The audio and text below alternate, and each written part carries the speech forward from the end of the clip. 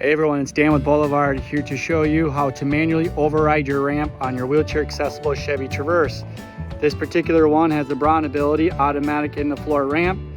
We'll come on into the vehicle. Over on the driver's side, C-pillar down below is two rocker switches. This one is showing kneel up, this one is showing ramp. If we press this will run our ramp both in and out. If we push the rocker switch down, that'll override the ramp back in. If we want to run the ramp out, push the opposite direction on the switch, it'll run that ramp out. In the event that you've completely lost power, you can physically come on out here, pick up the ramp so it's parallel to the ground, and physically push it in as well. Manual overriding it in this will be a little bit more difficult. However, if you have lost complete power to the vehicle, this is a method that you can do. Questions, comments, leave them below.